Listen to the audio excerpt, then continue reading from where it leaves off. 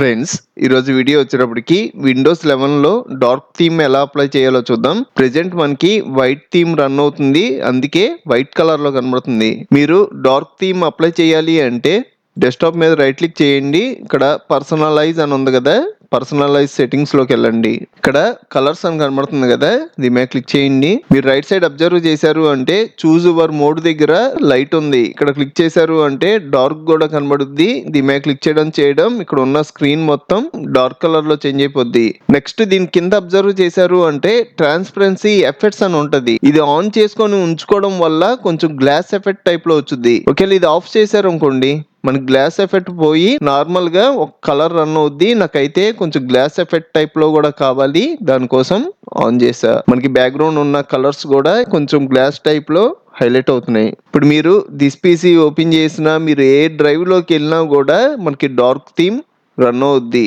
మళ్ళీ డెస్క్టాప్ మీద right click చేస్తున్నా, పర్సనలైజ్ సెట్టింగ్స్. మీరు ఈ పర్సనలైజ్ సెట్టింగ్స్ లోకి రాగానే ఇక్కడ మనకి కొన్ని డిఫాల్ట్ థీమ్స్ ఉంటాయి. ఇందులో లైట్ కి సంబంధించిన థీమ్స్ ఉంటాయి, డార్క్ కి సంబంధించిన థీమ్స్ ఉంటాయి. మీరు డైరెక్ట్ గా ఈ కూడా అప్లై చేసేయచ్చు. ఇక్కడ ఒక డార్క్ థీమ్ ఉంది కదా, దీని మీద డబుల్ క్లిక్ చేశాను అనుకోండి, ఈ డార్క్ థీమ్ అప్లై అయిపోద్ది. ఇప్పుడు మీరు ఓపెన్ చేసిన మనకు మొత్తం డార్క్ కలర్ లో.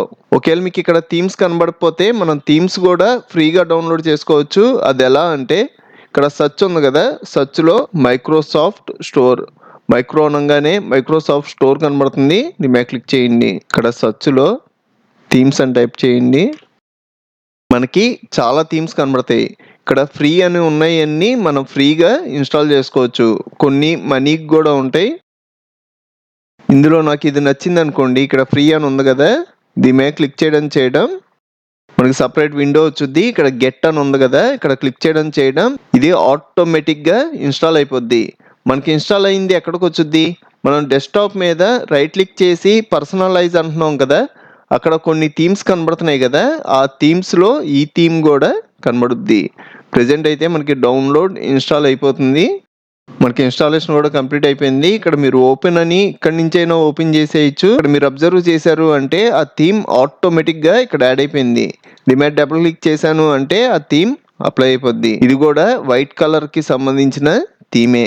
మనకు స్క్రీన్ మొత్తం వైట్ కలర్ లోకి చేంజ్ అయిపోద్ది. మళ్ళీ డెస్క్టాప్ మీద రైట్ క్లిక్ చేసి పర్సనలైజ్ లో మీరు ఇక్కడ థీమ్స్ లోకి వచ్చారు అంటే మీరు ఇన్స్టాల్ చేసిన థీమ్స్ అన్ని కనబడతాయి. ఇందులో ఏది కావాలి అన్నా డబుల్ క్లిక్ చేసాము అంటే అప్లై అయిపోద్ది. మీకు ఇంకా చాలా కంప్యూటర్ ట్యుటోరియల్స్ కావాలి అంటే ఇప్పుడు మీరు చూస్తున్న వీడియో పైన కంప్యూటర్ ట్యుటోరియల్స్ ప్లేలిస్ట్ లింక్ ఇచ్చాను. ఇక్కడ క్లిక్ చేసి అన్ని ట్యుటోరియల్స్ చూడండి. అలాగే మన ఛానల్లో మనకి బాగా యూజ్ అయ్యే చాలా సాఫ్ట్వేర్లు ఫుల్ కోర్సులు చెప్పాను. ఒకసారి మన ఛానల్ కి వెళ్ళి చెక్ చేయండి. ఇంకో మంచి వీడియోతో మళ్ళీ కలుద్దాం.